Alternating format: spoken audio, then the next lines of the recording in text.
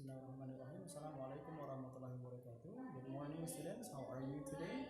Nice to see you again today on our meeting, especially in our English lesson.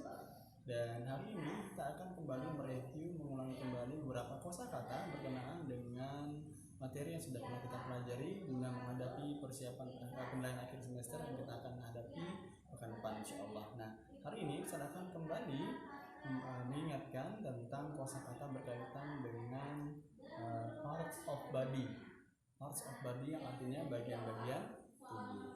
Ya, mari kita mulai dengan materi yang pertama berkenaan dengan parts of body, yaitu dengan 5 senses atau 5 organ panca indera. Seperti yang kita tahu bahwa kita memiliki 5 organ panca indera. Nah, dalam bahasa Inggris kita artikan seperti berikut ya. Kita punya eyes, mata, nose, hidung, lalu tongue, lidah, lalu skin, kulit, dan yang terakhir ear, telinga. Kita ulang kembali, eyes, lalu nose, lalu tongue, lalu skin, yang terakhir ear, telinga. Nah, 5 sense of organ digunakan untuk menjadikan kita mampu untuk merasakan ya, apa yang terjadi di sekeliling kita. Mari kita cari tahu lebih lagi untuk apa atau fungsi dari 5 organ panca indera ini. Oke, anak-anak sekalian, kita sudah sampai di fungsi dari 5 sense of organ yang tadi sudah kita artikan. Nah, di sini kita juga punya 5 fungsinya. Kita mulai dari yang pertama, yaitu eyes, yang artinya tadi mata. Maka fungsinya adalah to see, untuk melihat. Lalu yang kedua ada nose, hidung, ya, fungsinya to smell, untuk mencium. Di sini menciumnya aroma ya, bukan yang lain ya. Lalu ada tongue atau lidah, fungsinya to taste atau mengecap rasa ya, manis, asin, asam ya. Lalu skin artinya kulit, yang fungsinya to touch, yang artinya menyentuh atau meraba. Apakah kita bisa merasakan suatu benda itu keras, lembut, panas, dingin, kasar, atau halus ya, itu fungsinya.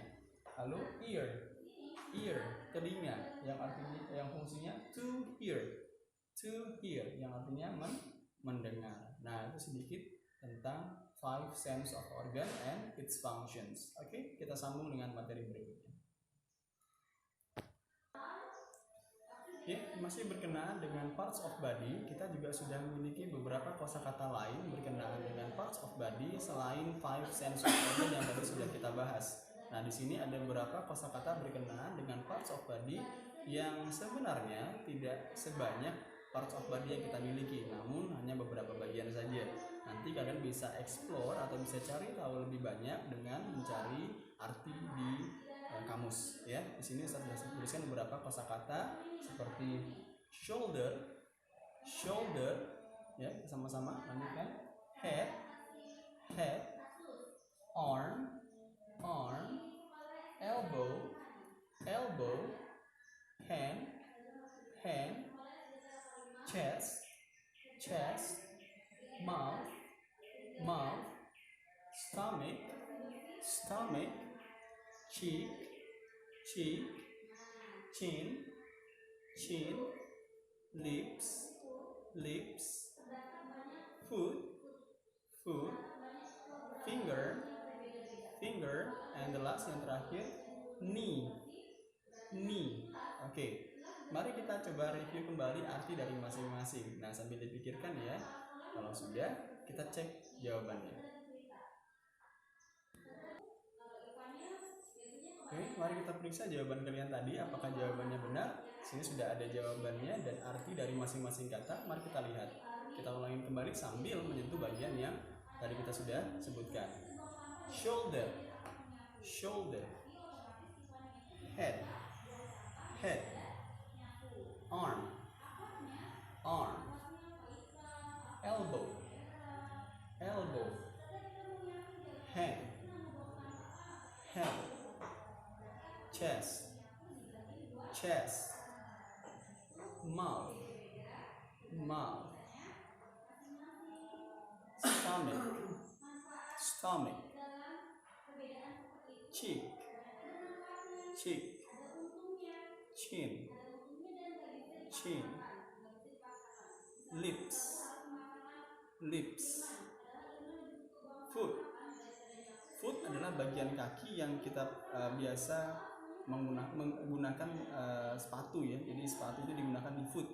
Nah, bedanya kalau legs itu kaki juga, cuma hanya dilihat dari pinggang ke mata kaki, itu legs namanya, lebih panjang ya. Itu perbedaan antara foot dan legs. Lalu yang terakhir ada finger. Nah, ini finger. Oke, finger. Yang terakhir knee, dengkul ya. Knee, dengkul. Oke, ini tadi kosakata tentang parts of body and also 5 sense of organ. Mari kita sambung dengan materi yang berbeda setelah ini. Oke, bismillahirrahmanirrahim. Anak-anak sekalian, kita sudah pindah ke materi berikutnya berkenaan dengan simple present tense ya. Simple present tense ini adalah materi yang sudah kita pernah bahas di awal-awal semester 2 ya. Di sini kita membagi simple present tense menjadi 2 bagian, dan bagian pertama ini adalah bagian yang kita sebut sebagai verbal sentence atau kalimat verbal, di mana dalam kalimat ini pelaku kegiatan melakukan sebuah aktivitas. Nah, apa yang perlu kita perhatikan ketika kita membuat sebuah kalimat simple present tense dalam bentuk verbal?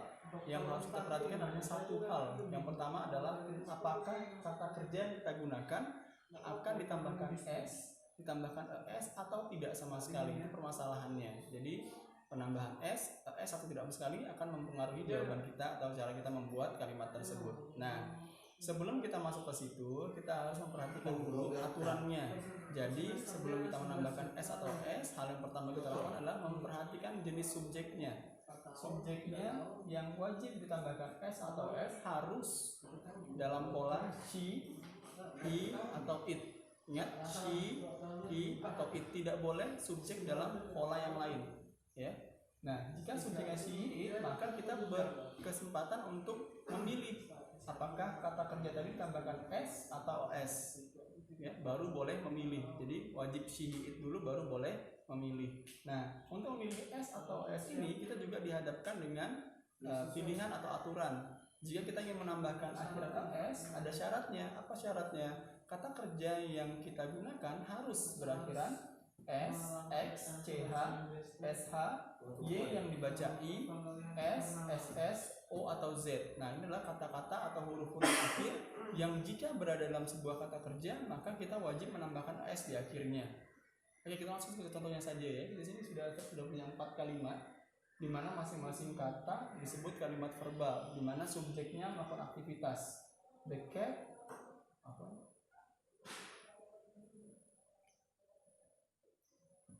Sudah ketahuan jawabannya ya. Jadi the cat catch the mouse, kucing menangkap tikus. Jadi kucing sebagai pelaku melakukan aktivitas menangkap tikus. Dan yang kedua, she read Quran every day. Dia perempuan membaca Quran setiap hari. Aktivitasnya adalah membaca. My friends answer the questions. Teman-temanku menjawab pertanyaan. Subjeknya teman-temanku, kegiatannya menjawab, objeknya pertanyaan. Dan yang terakhir, I do the exam well. Aku sebagai pelaku melakukan atau mengerjakan exam, ulangan atau ujian well dengan baik. Jadi keempat kalimat ini disebut kalimat verbal. Pertanyaannya adalah apakah kata yang ada dalam kurung itu ditambahkan s, ditambahkan es, atau tidak sama sekali. Nah, mari kita telah dari mana? Dari jenis subjeknya terlebih dahulu. Kita lihat the cat, artinya kucing. Nah, kucing ini jika dikategorikan dalam she, it, apakah tergolong dari sini? Iya, cat bisa digolongkan sebagai it ya, karena kucingnya tunggal. Kalau kucingnya jamak tidak boleh jadi it, tapi jadi yang lain, they ya. They, maka kalau subjeknya they tidak boleh karena tidak termasuk aturan. Jadi harusnya she, he, atau it. Karena di sini bisa diganti jadi it, ada opsi untuk menjadikannya it, maka syaratnya terpenuhi. Maka kita bisa lanjut ke tahap berikutnya, memilih s atau s. S atau S, kita lihat lagi, catch ini huruf 2 terakhirnya adalah CH. Maka CH, cek di sini ada nggak CH? Ternyata ada di sini. Nah, maka kita tambahkan akhiran S di ujungnya. Nah, seperti itu. Jadi jawabannya adalah the cat catch the mouse. Oke, Oke, kita sambung ke kalimat kedua. She read Quran every day. Nah, di sini sudah jelas sekali bahwa subjek atau pelakunya tergolong subjek yang ada di sini. Persyaratannya terpenuhi. Ya, maka ketika sudah terpenuhi kita tinggal memilih S atau S. Kembali kita lihat lagi kata kerjanya. Read. Huruf terakhirnya adalah D. Apakah ada huruf D di sini? Tidak ada. Maka kita tidak boleh menambahkan S. Cukup tambahkan S saja di ujungnya. Nah, jawabannya she reads Quran every day. Yang ketiga, my friends answer the questions. Teman-temanku menjawab pertanyaan. Apakah ditambahkan S atau tidak sama sekali? Ya, jawabannya tidak sama sekali. Kenapa? Karena my friends tergolong subjek yang jamak. Di sini tandai dengan akhiran S. Dan jika diganti, maka dia tidak boleh diganti jadi she atau he. Ya, karena she, he, dan it adalah tergolong subjek ketiga tunggal. Ingat, tunggal, tidak jamak. Maka di sini kata answer tidak boleh ditambahkan akhiran s atau as, cukup dibiarkan saja seperti itu. Oke, soal nomor 4. I do the exam well. Apakah sama seperti nomor 3? Ya, sama. Subjek I tidak tergolong pada subjek yang tadi sudah kita tentukan. She, he, dan it tidak termasuk ke sini. Maka subjek I tidak boleh ditambah, tidak memenuhi syarat untuk menambahkan S atau S pada kata kerjanya. Jadi sama seperti nomor 3, jawabannya cukup dibiarkan saja. Semoga yang sedikit tadi bisa membantu kalian untuk mengingat kembali bentuk simple present tense verbal. Nah, sekarang kita akan pindah ke simple present tense nominal. Oke, anak-anak, kita sudah sampai ke materi terakhir kita tentang bentuk simple present tense, dan kali ini kita akan membahas pola nominal sentence-nya. Nah, tidak seperti verbal sentence yang tadi, nominal sentence adalah tergolong kalimat yang lebih mudah. Karena di sini kalian hanya perlu memperhatikan jenis subjek dan to be yang akan digunakan. Jadi seperti yang sudah pernah kita bahas, to be di sini berpengaruh sangat besar dan tidak boleh salah karena sudah ada aturan pakainya ya, seperti obat ya. Mari kita lihat di sini dalam bentuk kalimat nominal sentence. Tapi sebelumnya kita ulang sedikit apa itu nominal sentence. Nominal sentence adalah kalimat yang di dalamnya si subjek tidak melakukan aktivitas, bertentangan dengan verbal sentence tadi di mana subjek melakukan aktivitas. Nah, dalam kalimat seperti ini kita sudah dibuatkan aturan untuk menggunakan to be. Di sini sudah disebutkan 7 pronoun, 7 kata ganti ya. I, saya, you, kamu, they, mereka, we, kami, she, dia perempuan, he, dia laki-laki, dan it untuk benda, hewan, atau tumbuhan. Dan masing-masing sudah punya pola atau aturan sendiri tentang to be yang harus digunakan. Nah, di sini kita lihat I pasangannya am, you, they, dan we pasangannya are, serta she, he, dan it pasangannya is. Jadi dengan aturan seperti ini kita bisa dengan mudah menjawab pertanyaan berikut ini. Ya, kita lihat jenis subjeknya. Ingat, tidak semua subjek sudah berbentuk pronoun. Ada subjek yang masih dalam bentuk proper noun atau menggunakan nama aslinya. Contoh, the cat, kucing. Nah, jadi sini kita harus memahami dulu cat atau kucing ini jumlahnya berapa? 1. Nah, kalau 1 diganti jadi yang mana? Ya, karena bisa diganti jadi it ya. It. Maka sudah jelas sekali, maka pasangannya adalah is. Itu contoh bagaimana cara menentukan to be dalam sebuah kalimat nominal. Yang nomor 2 caranya sama. My mother, ibu saya. Ibu saya berapa jumlahnya? 1. Kalau subjek tunggal lihat di sini ya. Kalau tunggal di sini. Nah ya. Jadi lihat yang mana? She, dia atau he? Ya, karena ibu adalah akad maka diganti jadi she. Pasangannya is. Kembali jawabannya is. Berikutnya the students. Berapa jumlah subjeknya? Ya, lebih dari 1. Tahu dari mana? Jawabannya ada S-nya. Maka karena subjeknya jamak tidak boleh menggunakan kelompok yang ketiga, tapi kelompok yang kedua. Maka subjeknya menggunakan to be are. Nah, soal nomor 4 di sini sudah mudah sekali. Kenapa? Karena subjek yang digunakan sudah berbentuk pronoun. Jadi kita tinggal menentukan saja I pasangannya am. Yeah. Dan yang terakhir, siapa yang mau jawab? Ya, plane atau pesawat.